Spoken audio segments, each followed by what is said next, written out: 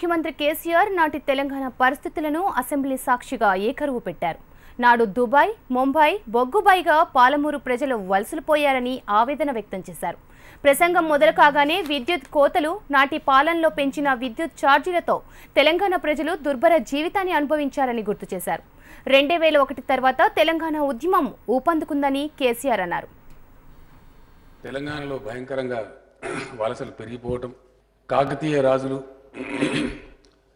వారి తదనంతరం కులీ కుతుబ్ షాహీలు, ఆసఫ్ జాహీలు నిర్మించినటువంటి చెరువులన్నీ మైనర్ ఇరిగేషన్ వ్యవస్థ ధ్వంసం కావడం, అదే సమయంలో నిర్మాణమైనటువంటి అప్పర్ మానేర్, కోయిల్ సాగర్, సదర్ మాట్ లాంటి అనేక మీడియం ఇరిగేషన్ ప్రాజెక్టులు కూడా వట్టిపోవడం, విపరీతమైన కరెంటు కోతలు, కరెంటు బిల్లుల మోతలు, బతుకు దుర్భరంగా మారినటువంటి పరిస్థితి అధ్యక్ష.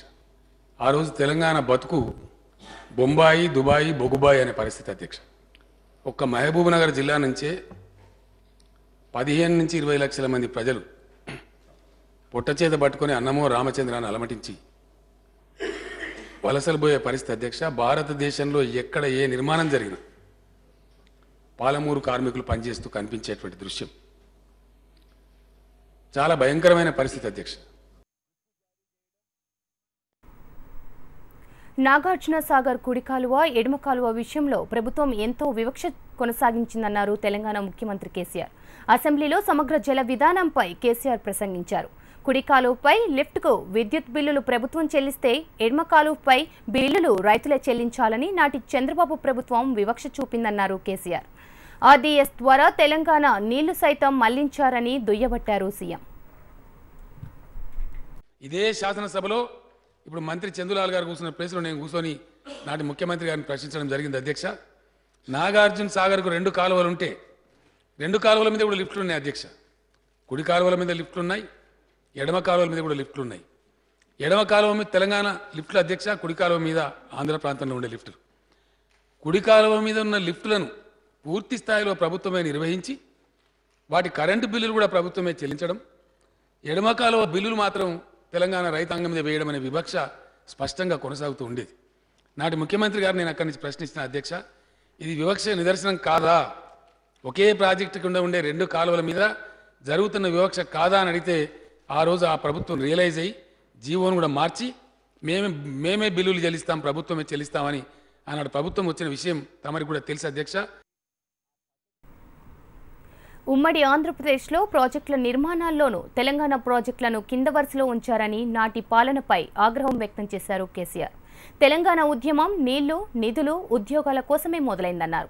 కాకతీయుల పాలనలో నిర్మించిన 75,000 గులసకొట్టు చెరువులను సమీక్ష పాలనలో దెబ్బతీశారని మండిపడ్డారు తెలంగాణ సీఎం. నేను పదే చెప్పేవాడిని, మన కాకతీయ రెడ్డి రాజులు 11వ శతాబ్దంలోనే వాటర్ షెడ్ అంటే ఏందో ప్రపంచానికి చెప్పినటువంటి గొప్ప సామ్రాజ్యం మన కాకతీయ సామ్రాజ్యం. ఆ కాకతీయ రాజులు ప్రారంభించినారు చెరువుల నిర్మాణం కార్యక్రమం.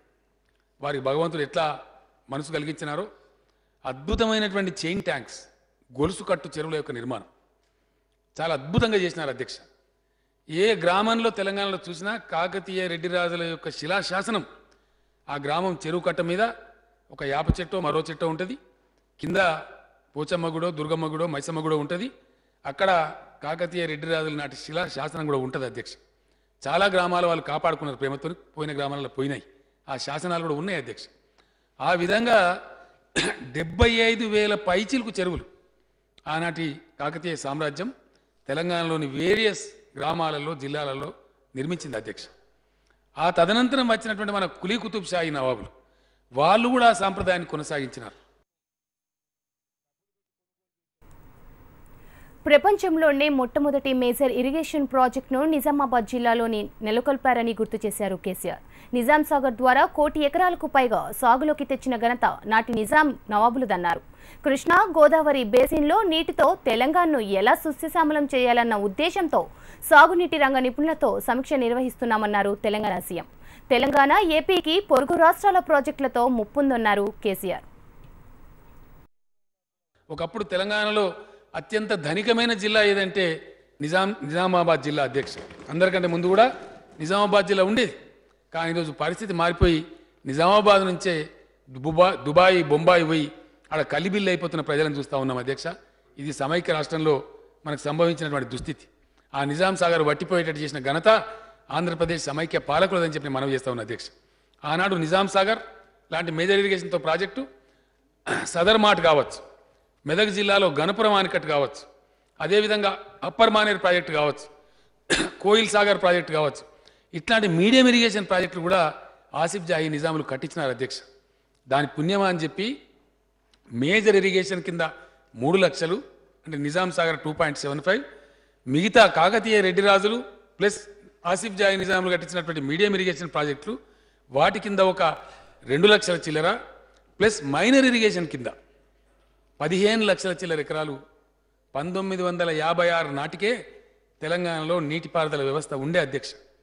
ఈ విషయాలన్నీ చరిత్రలో ఉండాలని చెప్పే నేను తమని ప్రార్థించిన అధ్యక్ష.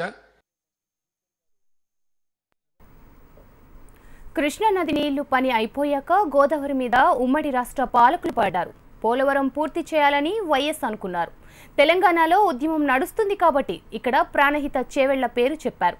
కేవలం 11 టీఎంసీల నీటితో 16 లక్షల ఎకరాలకు నేరిస్తామని చెప్పారు. ఇది సాధ్యమయ్యేదేనా అని కేసీఆర్ ప్రశ్నించారు. ఇది అయిపోయింది, కృష్ణా గతం అయిపోయింది, గోదావరి మీద రావాలి, అర్జెంటుగా ఆయన పోలవరం ప్రాజెక్టు కట్టాలి.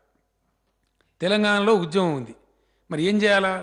తెలంగాణ వాళ్ళని కూడా అమాయకులు కాబట్టి ఏదో కథ చేయాలి, అగ్గి మీద నీళ్ళు అంటే చేయాలి. మీకు కూడా పెట్టినాం కదనండి, ప్రాజెక్టు నడుస్తూనే ఉన్నది కదనండి అంటే ప్రజలు నమ్మాలి. ఉద్యమకారులను అవేళన చేసే పద్ధతిలో మీకు పెట్టినాం కదని చెప్పి పెట్టిన ప్రాజెక్ట్ ఎట్లుంటుంది అధ్యక్ష? ప్రాణహిత చేవెళ్ల ప్రాజెక్టులో అధ్యక్ష ప్రతిపాదించిన ఆయకట్టు 16,40,000 ఎకరాలు. దానికి ఉండే స్టోరేజ్ కెపాసిటీ మొత్తం 16 టీఎంసీ అధ్యక్ష. అంటే తమ్మిడిహట్టి దగ్గర 5 టీఎంసీ, ఇక మిగిలిందంతా ఈ 16,40,000 ఎకరాలు పాడటానికి ఉండే స్టోరేజ్ కెపాసిటీ జస్ట్ 11 టీఎంసీ అధ్యక్ష. ఇది సాధ్యమవుతుందా అధ్యక్ష? ప్రపంచంలో ఇటువంటి ప్రాజెక్ట్ ఎక్కడైనా ఉంటుందా? ఇప్పుడు చెప్తున్న ప్రాజెక్టులన్నీ పాతవేనని, తమ కాలంలో మొదలుపెట్టినవేనని కాంగ్రెస్ వాళ్ళు చెప్తుంటారని, కానీ అవి మొదలవుతాయి కానీ పూర్తి కావని కేసీఆర్ ఎద్దేవా చేశారు. మొన్న కాంగ్రెస్ పెద్దలు చెప్పినారు, లోయర్ పెనుగంగ ప్రాజెక్టు ఇది కొత్తదేం కాదు, మహారాష్ట్ర ఒప్పందం కొత్తదేం కాదు, లెండి ప్రాజెక్టు కొత్తదేం కాదు, పాతదే కానీ దొంగది కాదు, దొడ్లకు రాదు అధ్యక్ష. సుక్క నీళ్ళు రావు. ఇక ప్రాజెక్టు ఉన్నదంటే ఉన్నది గొప్ప. ఇక ఎస్బి చవాన్ చేసే, జలగం వెంకటరావు గారు చేసే, ఇంకోలో చేసే చరిత్ర చూసి సంతోషపడాలి తప్ప పొలంలో నీళ్ళు అయితే రావు అధ్యక్ష. ఇది పరిస్థితి.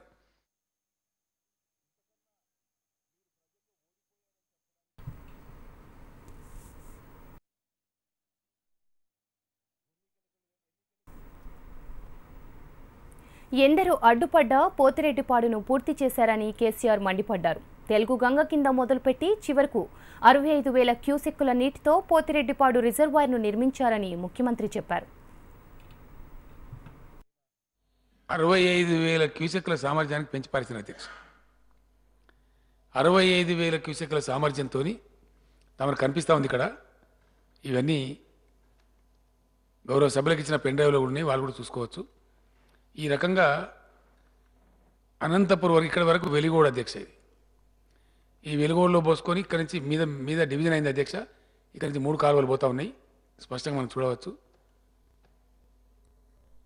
4 అధ్యక్ష, ఇటు కూడా పోతూ ఉంటుంది. ఇక్కడ ఇది బనకచెర్ల డీప్ కట్టు, బనకచెర్ల నుంచి ఇవన్నీ డిస్ట్రిక్ట్. వాళ్ళ దయా అధ్యక్ష, వాళ్ళని అడిగే వాళ్ళు లేడు, పడుచుకునే వాళ్ళు లేడు.